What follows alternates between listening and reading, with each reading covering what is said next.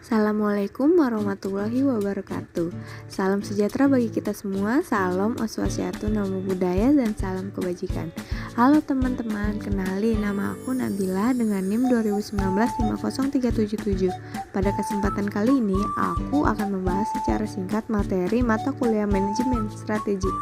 Oke, kita langsung masuk aja ke chapter yang pertama, yaitu Basic Concept of Strategic Management. Di sini kita akan bahas definisi strategic management, yaitu serangkaian keputusan dan tindakan manajerial yang berpengaruh pada kinerja perusahaan di masa yang akan datang. Lalu ada juga loh manfaatnya mempelajari strategic management. Di antaranya itu ada agar tahu apa yang harus kita kerjakan, lalu menambah pemahaman juga loh terhadap perubahan industri.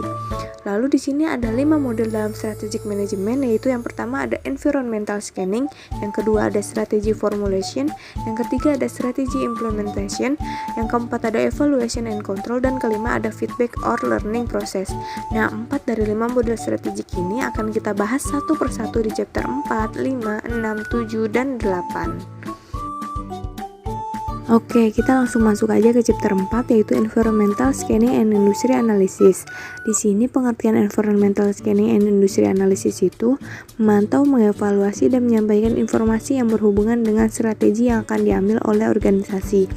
Di sini ada 3 macam. Yang pertama ada nature or physical, yaitu contohnya seperti alam, iklim. Lalu yang kedua ada societal, yaitu pengaruh tidak langsung yang dirasakan untuk jangka menengah, contohnya itu seperti nilai tukar rupiah. Yang ketiga ada tax, yaitu pengaruh langsung jangka pendek, contohnya seperti demo buruh atau serikat pekerja. Ya, lalu kita akan bahas industri analisis Porter 5 Force. Yang pertama kita bahas itu threat of new entrant atau pendatang baru. Jadi pendatang baru ini tujuannya untuk mengambil porsi market share dan mengambil alih sumber daya. Ini bisa mempengaruhi perusahaan atau menjadi ancaman jika pendatang baru ini memiliki skala ekonomi yang besar dan faktor lainnya. Lalu yang kedua ada rivalry among existing firm, yaitu persaingan antar perusahaan sejenis. Pesaing atau kompetitor ini mempengaruhi perusahaan atau menjadi ancaman karena biasanya saling berhubungan, contohnya seperti sesama produsen otomotif. Lalu yang ketiga ada threat of substitute product atau produk pengganti. Produk pengganti ini bisa mempengaruhi atau menjadi ancaman saat mampu memenuhi fungsi yang sama, contohnya seperti kopi dan teh. Lalu yang keempat ada threat of the bargaining power of buyer. Jadi pembeli atau buyer ini mempengaruhi atau menjadi ancaman bagi perusahaan saat mampu mempengaruhi harga, contohnya saat pembelian partai besar dengan harga lebih rendah. Lalu yang kelima ada the bargaining power of supplier. Jadi supplier ini bisa mempengaruhi perusahaan lewat harga dan kualitas produk atau jasa yang diberikan, bahkan menjadi ancaman saat produk atau jasa yang unik, contohnya seperti KAI dan PLN. Mereka kan yang menentukan harga karena mereka itu tidak ada produk atau jasa pengganti yang bisa menggantikan mereka. Selanjutnya kita masuk ke chapter 5, yaitu Organizational Analysis and Competitive Advantage. Di sini kita bahas faktor lingkungan internal yang mempengaruhi sebuah perusahaan dalam menentukan strateginya, yaitu yang pertama ada resource atau sumber daya.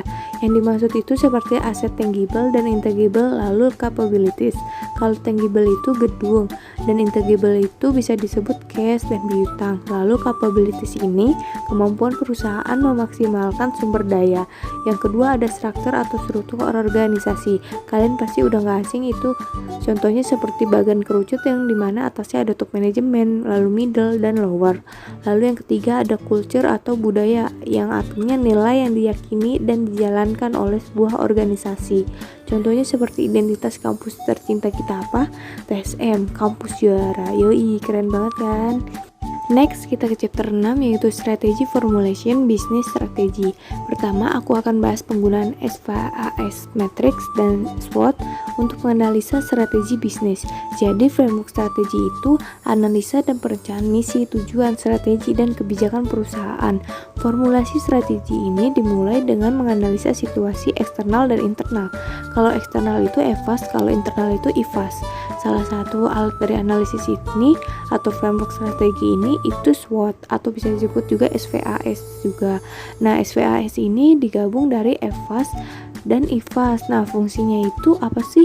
Pastinya untuk memanfaatkan kekuatan untuk memaksimalkan peluang dan mengurangi kelemahan untuk meminimalkan ancaman. Berikutnya kita ke chapter 7 yaitu Strategy Formulation Corporate Strategy.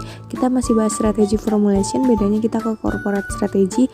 Kalau tadi kan kita ke Business Strategy. Kalau Corporate Strategy itu adalah arah seluruh perusahaan dalam mengelola sumber daya dan kapabilitas yang dimiliki. Ada 3 isu dalam Corporate Strategy. Yang pertama itu ada Directional Strategy, yaitu arah tujuan perusahaan. Lalu isu yang kedua itu ada Portfolio Analysis, yaitu industri atau pasar di mana perusahaan bersaing lewat produk dan layanan. Lalu isu yang terakhir dalam corporate strategy itu ada parenting strategy, yaitu bagaimana perusahaan mengkoordinasikan sumber daya untuk meningkatkan capability. Terakhir ada chapter 8 yaitu strategy formulation, functional strategy and strategic choice. Strategy formulation ini strategi dari bagian atau unit perusahaan untuk memaksimalkan produktivitas sumber daya dan capability yang dimiliki untuk menciptakan keunggulan bersaing. Nah, strategi formulation ini ada macam-macamnya loh. Yang pertama itu ada marketing strategi, yaitu strategi yang berkaitan dengan selling, distribusi, pricing dari produknya. Selanjutnya yang kedua ada financial strategy, yang berfungsi untuk menganalisa dampak finansial dari strategi korporat dan bisnis.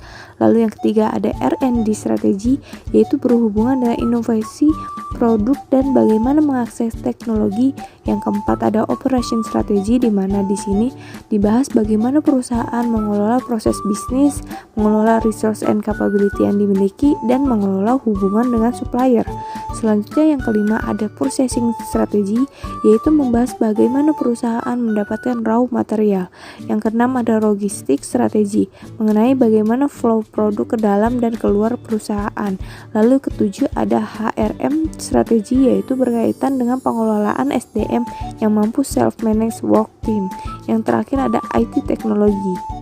Terakhir yang aku mau bahas itu aplikasi teori-teori yang tadi kita udah bahas ya, yang sesuai sama perusahaan. Nah, di sini aku bakal bahas perusahaan PT Pos Indonesia.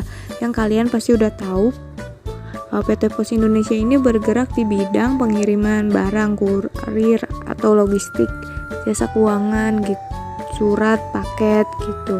Di sini juga tertulis tahun berdirinya menjadi perseroan terbatas. Lalu ada direktur utamanya, jangkauan layanannya, dan anak-anak perusahaannya. Lalu aku akan bahas IFAS. IFAS itu kan internal strategic factor, yang meliputi ada strength, kekuatan, dan weakness itu kelemahan. Di sini strength dari PT Pos Indonesia itu ada jaringan yang luas, strategi transformasi digital layanan bisnis. Lalu kelemahannya itu ada penurunan laba kotor, lalu juga ada penurunan pendapatan segmen keuangan dan teknologi informasi. Nah, lebih lengkapnya kalian bisa baca sendiri ya. Di sini juga ada ratingnya, weighted score-nya, ada comments-nya juga. Lalu kita lanjut ke EVAS. EVAS ini ada external strategic factor, yang meliputi ada opportunity atau peluang dan threat, ancaman. Di sini opportunity-nya itu pertumbuhan industri pengiriman barang di Indonesia. Lalu yang kedua ada pertumbuhan sektor retail dan properti. Lalu ancamannya ada penurunan kebutuhan surat menyurat. Lalu yang kedua juga ada munculnya kompetitor yang kuat dalam jasa keuangan. Di sini juga dibahas weight-nya, rating, weighted score-nya, comments-nya juga kalian bisa baca sendiri ya. Lalu kita masuk ke analisis SWOT-nya.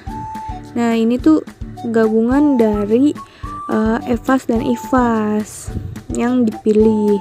Kalau tadi kan EVAS opportunity dan threat, kalau IFAS strength dan weakness. Di sini tuh yang di kotak yang pertama itu ada maksimalkan kekuatan untuk mendapatkan peluang gitu. Ini contohnya yang pertama itu memanfaatkan jaringan yang luas secara optimal serta aplikasi Qcom untuk memenuhi kebutuhan permintaan di segmen logistik hingga pengiriman barang yang diperkirakan akan terus meningkat di tahun mendatang. Nah, ini berdasarkan data-data yang udah dicari ya. Lalu kita masuk ke corporate strategy. Di sini ada dari directional, portfolio, parenting. Yang udah sesuai banget sama teori yang ada di chapter berapa gitu sebelumnya. Yang tadi kita udah bahas. Lalu kita lanjut ke bisnis strategi. Kita lihat ke bisnis strateginya, ada kompetitif dan kolaboratif. Lalu ada fungsional operasional strategi, itu ada HRM, R&D, dan logistik. Oke, sekian pemaparan yang bisa saya sampaikan. Terima kasih.